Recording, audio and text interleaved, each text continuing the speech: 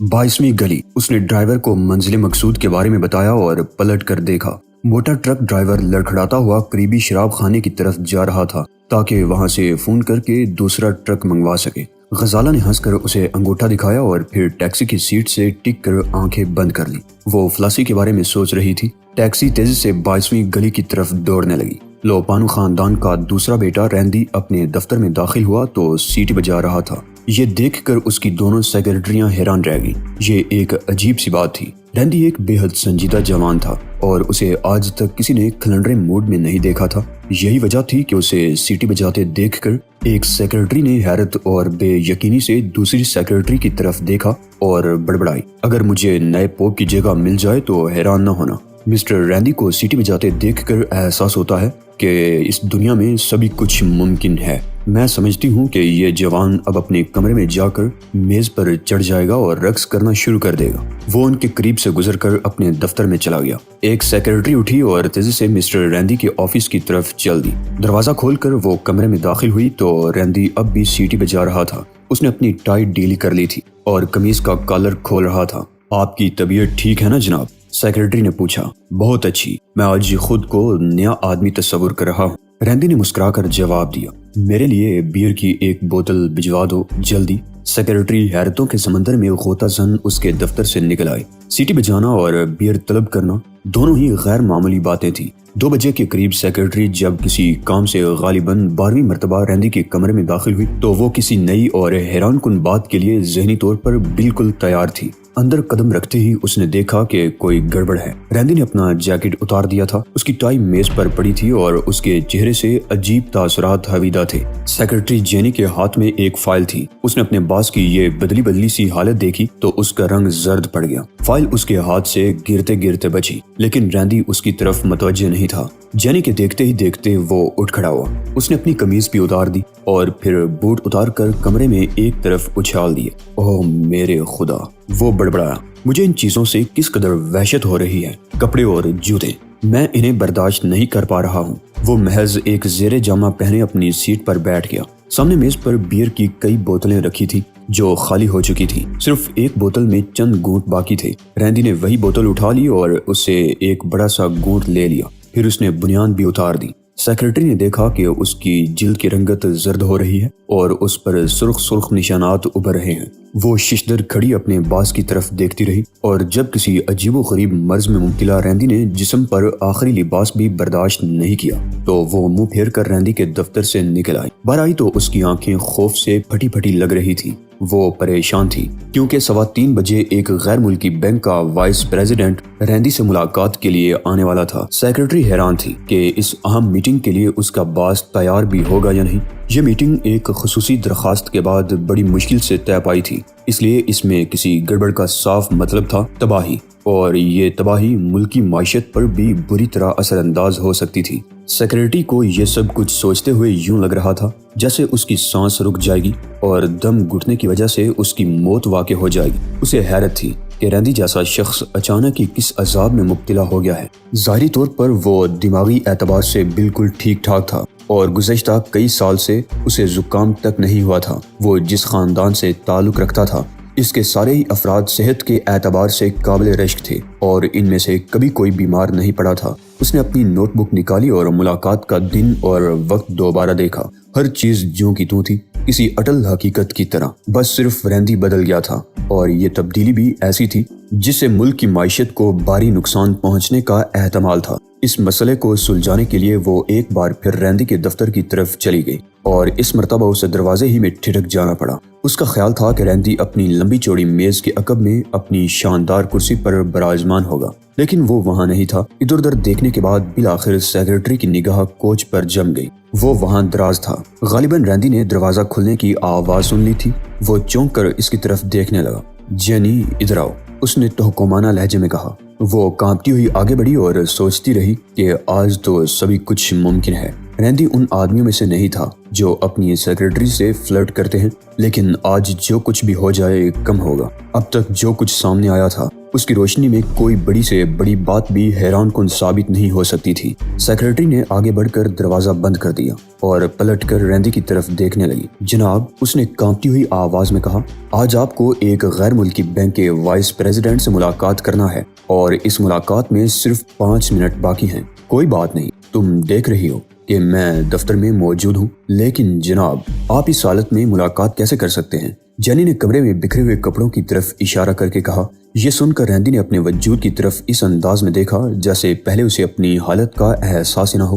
پھر اس نے دھیمی آواز میں جواب دیا، میرا خیال ہے تم ٹھیک ہی کہتی ہو، لیکن جینی میں تمہیں کیسے بتاؤں کہ اچانک ہی مجھے کپڑوں سے شدید نفرت ہو گئی ہے۔ بہرحال ملاقات کے وقت میں کوشش کروں گا کہ کوئی چادر اوڑھ لوں، میرے لیے ایک چادر کا بندوبست کر دو۔ یہ کہتے ہوئے وہ متوقع نظروں سے اپنی سیکرٹری کی طرف دیکھنے لگا تو اس کے چہرے پر بے بسی کے تاثرات پھیل گئے تھے۔ جینی نے افسوس کے اظہار میں سر کو دائیں بائیں جنبش دی۔ نہیں جناب، یہ تو سوچئے کہ آپ سے ملنے کون آ رہا ہے۔ اوہ، تم ٹھیک کہتی ہو، ٹھیک ہے، میں ابھی کپڑے پہن کر تیار ہو جاتا ہوں۔ سیکرٹری اپنی سیٹ پر واپس آ گئی۔ رینڈی کے وعدے پر اسے کچھ سکون مل گیا تھا، لیکن بے چینی پھر بھی موجود تھی۔ طے شدہ وقت پر جب وہ عام شخصیت ملاقات کے لیے پہنچ گئی تو جینی نے انٹرکام پر رابطہ قائم کرتے ہوئے خاص طور سے پوچھا، کیا آپ واقعی تیار ہو چکے ہیں جناب؟ اوہ ہاں، میں تمہارا مطلب سمجھ گیا۔ رینڈی نے ہنس کر جواب دیا، میں اس وقت اپنے کپڑوں میں بیٹھا ہوا ہوں۔ تھینک گاڈ، جینی نے کہا اور مہمان کو رینڈی کے دفتر تک پہنچانے کے لیے اٹھ کھڑی ہوئی۔ جب وہ رینڈی کے کمرے میں پہنچی تو اس کے جسم پر قمیض تو تھی، البتہ کالر ٹائی سے بے نیاز تھے۔ عام حالات میں وہ اٹھ کر اپنے مہمانوں کا استقبال کرتا تھا، لیکن آج وہ اپنی سیٹ پر بیٹھا رہا، حالانکہ اس مہمان کے لیے اسے سر کے بل کھڑے ہو جانا چاہیے تھا۔ اس کے نہ اٹھنے کی وجہ سیکرٹری کی سمجھ میں آئی تو وہ ایک طویل سانس لے کر رہ گئی۔ اس نے دائیں بائیں دیکھا، کمرے میں ایک صوفے کے قریب رینڈی کے جوتے پڑے ہوئے تھے اور وہاں پر پتلون بھی نظر آ رہی تھی۔ اس کے علاوہ جیکٹ بھی وہیں پڑا تھا جہاں جینی نے اسے کچھ دیر قبل دیکھا تھا۔ وہ اپنے باس کی طرف متوجہ ہو گئی۔ کسی اور چیز کی ضرورت تو نہیں پڑے گی جناب؟ نہیں، سب ٹھیک ہے، رینڈی نے جواب دیا، سب ٹھیک ہے۔ وہ دروازے کی طرف چل دی۔ کیوارڈ کھولتے ہی اسے عقب سے رینڈی کی آواز سنائی دی، جینی گھر جانے سے پہلے مجھ سے مل لینا۔ اس نے اس بات میں سر ہلا کر دروازہ بند کر دیا۔ میٹنگ 2 گھنٹے تک جاری رہی۔ بینک کے 2 اہم آدمی ایک کمرے میں ساتھ ساتھ بیٹھے تھے اور ملکی معیشت کے لیے اہم کاروباری گفتگو کر رہے تھے۔ جو غیر ملکی بینکار رینڈی سے ملاقات کے لیے آیا تھا، اسے حیرت تھی کہ اتنے بڑے آدمی نے یہ کس انداز کے کپڑے پہن رکھے ہیں۔ آتے وقت اس کا خیال تھا کہ وہ ایک شیر سے مقابلے کے لیے جا رہا ہے، جبکہ یہاں آنے کے بعد محسوس ہوا کہ اس شیر کے دانت جڑ چکے ہیں اور وہ بالکل بے ضرر ہو کر رہ گیا ہے۔ بات چیت کے دوران میں رینڈی کی نگاہ بار بار گھڑی کی طرف اٹھ رہی تھی۔ اس گھڑی کو اس نے کلائی سے اتار کر اپنی میز پر ایک طرف رکھ دیا تھا۔ اس کے علاوہ مہمان نے یہ بھی دیکھا کہ آخری وقت تک وہ کلائی کے اس حصے کو وقفے وقفے سے رگڑنے لگتا تھا جہاں وہ گھڑی باندھتا تھا اور جہاں گھڑی کے چین کا نشان بن گیا تھا۔ میٹنگ ٹھیک وقت پر ختم ہو گئی۔ مہمان رخصت ہو گیا۔ 4:30 بجے شام جینی خارجی دفتر میں گھر جانے کے لیے تیار ہو رہی تھی۔ دوسری سیکرٹری نے کسی دوست کو ملاقات کا وقت دے رکھا تھا، اس لیے وہ معمول سے کچھ پہلے ہی رخصت ہو گئی تھی۔ جینی نے دن بھر میں چوتھی بار اپنی لپسٹک درست کی اور پھر غالباً تیسری بار آئی شیڈو ٹھیک کیا۔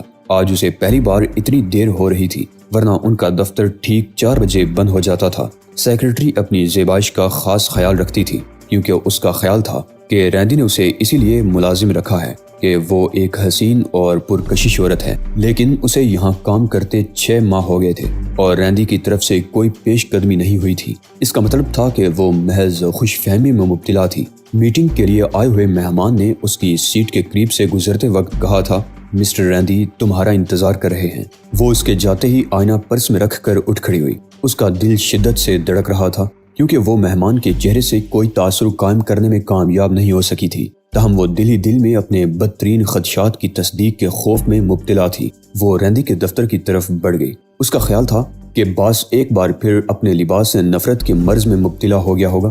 سیکرٹری جانتی تھی کہ رینڈی کے بڑے بھائی نے ٹوکیو میں ایک عمارت کی بلند ترین منزل سے کود کر خودکشی کر لی تھی۔ اس نے جب رینڈی کے رویے میں تبدیلی دیکھی تو یہی سمجھی کہ لوپانو خاندان میں دیوانگی کا مرض موجود ہے۔ رینڈی کے دفتر میں داخل ہونے کے بعد اس نے سکون کی ایک گہری سانس لی۔ وہ اپنی میز کے عقب میں موجود تھا اور اس کے جسم پر قمیض بھی نظر آ رہی تھی۔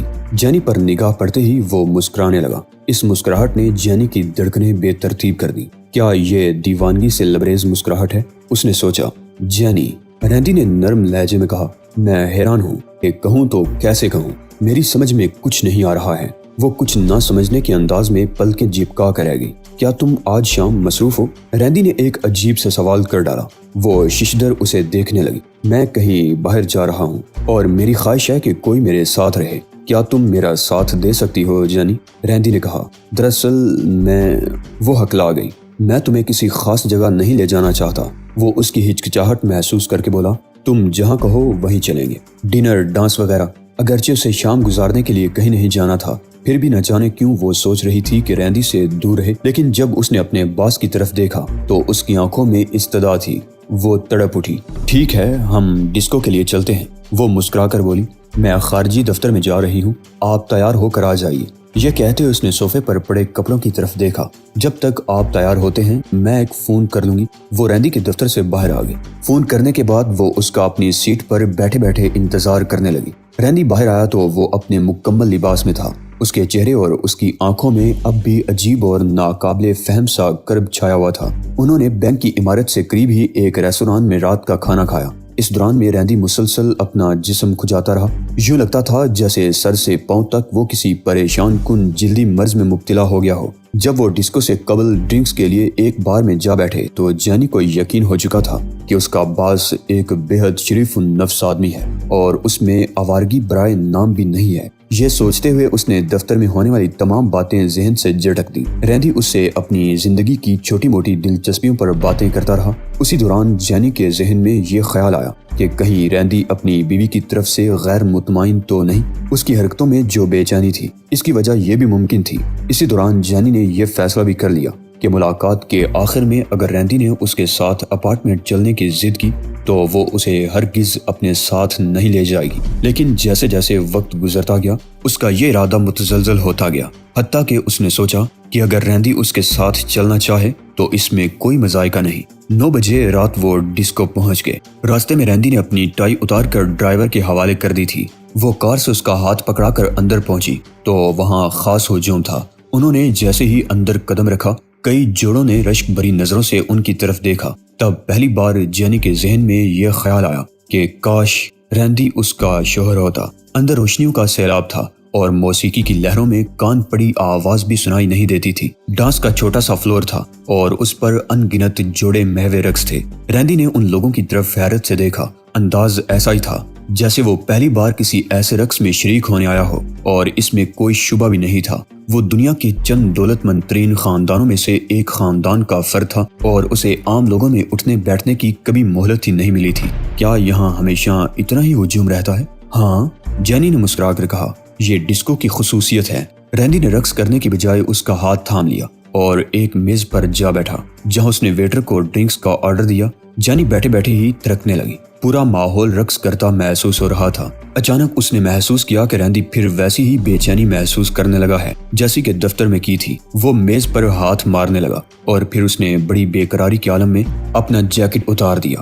جیکٹ اتارتے اتارتے وہ اٹھ کھڑا ہوا تھا۔ وہ بے چین نظروں سے اس کی طرف دیکھنے لگی۔ جیکٹ اتارنے کے بعد وہ دوبارہ بیٹھ گیا تو جینی کی جان میں جان آئی۔ اس جگہ جیکٹ اتارنا کوئی معیوب بات نہیں تھی۔ اس نے اطمینان سے اپنا جام اٹھا لیا اور ہلکی ہلکی چسکیاں لینے لگی۔ اس دوران میں جینی نے ادھر ادھر دیکھا تو اسے 2 معروف فلم سٹار، ایک نامور ادیب اور چند معروف شخصیتیں دکھائی دی۔ انہیں دیکھ کر وہ بے حد پرجوش ہو گئی۔ یہ شہر کی سب سے مہنگی جگہ تھی۔ اگر رینڈی جیسا غیر معمولی دولت مند نوجوان اس کے ساتھ نہ ہوتا تو شاید اسے یہاں گھسنے کی بھی اجازت نہ ملتی۔ وہ اپنی قسمت پر ناز کرنے لگی۔ یہ گویا اس کی زندگی کی سب سے شاندار رات تھی۔ اچانک رینڈی نے ایک چمچہ اٹھا لیا۔ وہ زور زور سے چمچہ گلاس سے ٹکرا کر ساز کے مطابق دھن بجانے لگا۔ آس پاس میزوں کے کچھ لوگوں نے ناگواری سے ادھر دیکھا، لیکن جب ان کی نگاہ رینڈی پر پڑی تو ناگواری سے بھجے ہوئے ہونٹوں پر مسکراہٹیں دوڑ گئیں۔ رینڈی اتنا دولت مند تھا کہ ان کی دانست میں وہ سبھی کچھ کرنے کے لیے آزاد تھا۔ انہیں اس کی یہ ادا بھا گئی اور چند دوسروں نے بھی چمچے اٹھا کر گلاس پر مارتے ہوئے تال دینی شروع کر دی۔ جینی بھی مسکرائے بغیر نہ رہ سکی۔ اف، یہ کپڑے، رینڈی نے کہا، میری برداشت سے باہر ہوتے جا رہے ہیں۔ کیا کہا جناب؟ وہ چونک پڑی۔ کچھ نہیں، آؤ رقص کرو گی؟ کیا آپ رقص کرنا جانتے ہیں جناب؟ اس نے پوچھا اور سوچ میں پڑ گئی کہ اس دولت مند جوان کے ساتھ الٹا سیدھا رقص کر کے کہیں اس کی سبکی نہ ہو جائے۔ پھر اسے یاد آیا کہ رینڈی نے جس انداز میں چمچے سے گلاس کو بجانا شروع کیا تھا وہ لاکھ ناپسندیدہ سہی، لیکن لوگوں نے اس کی تائید کی تھی۔ نہیں، رینڈی نے جواب دیا، میں رقص کرنا نہیں جانتا، لیکن آسان ہی نظر آتا ہے۔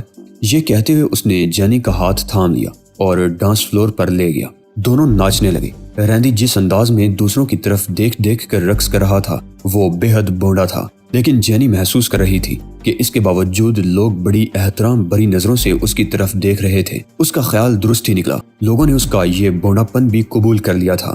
مان رینڈی نے کھلکھلا کر ہنسنا شروع کر دیا۔ وہ دوسروں کی نقل کر کے رقص کر رہا تھا اور اس صورتحال سے بے حد لطف اندوز ہو رہا تھا، لیکن اس کی آنکھیں، جینی کانپ گئی۔ اس کی آنکھوں میں کوئی ایسی بات ضرور تھی جس نے اسے بے قرار کر دیا۔ رینڈی کے کہکہوں میں دوسروں کے کہکہے بھی شامل ہو گئے۔ جینی سوچ رہی تھی کہ شاید رینڈی اپنی زندگی میں پہلی بار اس قدر ہنس رہا ہے۔ اس نے پہلے کبھی اسے ہنستے نہیں دیکھا تھا۔ رقص کرتے ہوئے ابھی 3 منٹ بھی نہیں ہوئے تھے کہ رینڈی نے اپنی قمیض کے بٹن کھولنا شروع کر دیے۔ اس نے فوراً ہی قمیض اتار دی اور اسے اپنی کرسی پر پھینک دیا۔ خوشامد پسند لوگوں نے اس کی حوصلہ افزائی میں اپنی اپنی قمیض اتارنی شروع کر دی۔ سیکرٹری جینی کا جسم ٹھنڈے ٹھنڈے پسینے میں ڈوبنے لگا۔ وہ جانتی تھی کہ قمیض اترنے کے بعد کیا ہوگا۔ سب کچھ اسی انداز میں ایک بار پھر شروع ہو گیا تھا جیسا کہ دفتر میں ہوا تھا۔ ناچتے ناچتے رینڈی نے اپنی بنیان بھی اتار دی اور جب معاملہ کچھ آگے بڑھا تو خوشامد پسندوں کو بھی پسینہ آنے لگا۔ وہ رک گئے اور آنکھیں پھاڑ پھاڑ کر رینڈی کی طرف دیکھنے لگے۔ کوئی یہ توقع بھی نہیں کر سکتا تھا کہ لوپانو خاندان کا کوئی فرد اس قدر بے حیا بھی ہو سکتا ہے۔ ویٹر بھی فلور کے گرد جمع ہو گئے۔ وہ حیران تھے کہ اس صورتحال میں انہیں کیا کرنا چاہیے۔ پلیز مسٹر رینڈی، جینی نے اسے سمجھانے کی کوشش کی، لیکن رینڈی اس کی آواز نہیں سن رہا تھا۔ اس کا تھرکتا ہوا جسم ساز بند ہو جانے کے باوجود متحرک تھا۔ اب وہ تنہا ہی رقص کر رہا تھا اور جینی مارے شرم کے زمین میں گڑی جا رہی تھی۔ مسٹر رینڈی، وہ چیخ پڑی۔ وہ رقص کرتا رہا۔ جینی دہشت زدہ ہو گئی۔ کسی نے مینیجر کو اطلاع دے دی۔ وہ بوکھلایا بوکھلایا بھاگا چلا ہے اور جب اس نے رینڈی کو اس انداز میں رقص کرتے دیکھا تو اس کا منہ بے یقینی سے کھلتا چلا گیا اور وہاں موجود لوگوں کو یہ خدشہ لاحق ہو گیا کہ کہیں اسی انداز میں منہ کھلتے کھلتے اس کی بانچیں نہ چر جائیں۔ اچانک رینڈی کی آنکھوں سے موٹے موٹے آنسو رخساروں پر ڈلکنے لگے اور پھر وہ دیوانہ وار رقص کرنے لگا۔ مینیجر اور اسٹاف اسے پکڑنے میں مصروف ہو گیا۔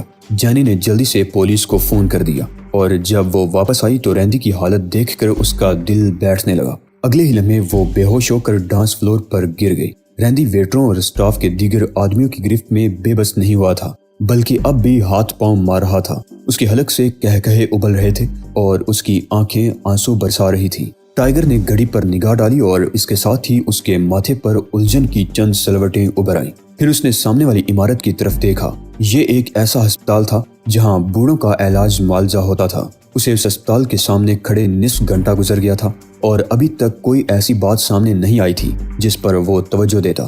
سویٹ ہارٹ، اس نے زیر لب چیف بہرام کو کوسنا شروع کر دیا، تم مجھ سے بس ایسے ہی الٹے سیدھے کام لیتے رہا کرو۔ وقت گزرتا گیا اور اس کا موڈ خراب ہوتا گیا۔ بار بار اس کی نگاہ ہسپتال کی عمارت کی طرف اٹھ جاتی تھی۔ عمارت تاریکی کے حصار میں تھی لیکن بعض کھڑکیاں اب بھی روشن تھی۔ انتظار کرتے کرتے بالآخر وہ اس قدر تنگ آ گیا کہ اس نے وہاں سے ہٹ جانے کا ارادہ کر لیا، لیکن اگلی ہی ساتھ اسے چونک جانا پڑا۔ اس کی نگاہ ایک روشن کھڑکی پر جم گئی۔ اس کھڑکی میں اسے ایک غیر معمولی سایہ دکھائی دیا۔ لمحے بھر کو اسے یوں لگا جیسے کوئی دیو پے کا ریچھ کھڑکی کے سامنے نظر آیا ہو۔ اس کی آنکھیں سکڑ گئیں اور وہ مزید توجہ سے دیکھنے لگا۔ تب وہ چیز اسے نظر آ گئی۔ وہ واقعی کوئی ریچھ ہی تھا۔ یہ ریچھ پائپ کے سہارے تیزی سے اوپر چڑھ رہا تھا۔ ٹائیگر کو حیرت تھی کہ یہ ریچھ اچانک ہی کہاں سے ٹپک پڑا۔ اس کی معلومات کے مطابق اس اسپتال کے قریب کوئی جنگل نہیں تھا اور چڑیا گھر کسی طرح بھی 20 میل سے کم فاصلے پر نہیں تھا۔ اگر وہاں سے کوئی ریچھ باغ نکلنے میں کامیاب ہو جاتا تو یہاں تک ہرگز نہیں پہنچ سکتا تھا۔ راستے میں پولیس اور لوگوں کا ہجوم اسے کسی طرح بھی نظر انداز نہیں کر سکتا تھا۔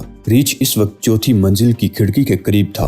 ٹائیگر نے دیکھا کہ وہ جس پائپ کے سہارے اوپر چڑھ رہا ہے اس کے قریب 2 روشن کھڑکیاں تھیں اور وہ ان کھلی کھڑکیوں کو نیچے چھوڑ آیا تھا۔ اگر ریچھ چاہتا تو آسانی سے کسی بھی ایک کھڑکی سے کمرے میں کود سکتا تھا۔ اس نے ایسا نہیں کیا تھا۔ اس سے صرف یہی ایک بات سامنے آتی تھی کہ ریچھ دانستہ اوپر جا رہا ہے اور اس کی منزل مقصود بالائی منزل کی کوئی کھڑکی ہی ہو سکتی ہے۔ टाइगर ने पाइप के निचले हिस्से की तरफ देखा। वहां उसे कोई भी दिखाई नहीं दिया। वो किसी गाड़ी की तलाश में इधर उधर देखता रहा। फिर उसकी निगाह दोबारा उस रीछ की तरफ उठ गई जो पाइप के सहारे ऊपर जा रहा था। पाइप भी बेहद मजबूत था, वरना आम सा पाइप तो इतने जसीम रीछ का बोझ भी बर्दाश्त न कर पाता। 13वीं मंजिल की एक खिड़की खुली थी। रीछ अब उस खुली खिड़की के करीब पहुंच चुका था। शहजाद टाइगर ने इधर उधर देखा और फिर उसके होंठों पर बड़ी ही शफाफ मुस्कुराहट रक्स करने लगी।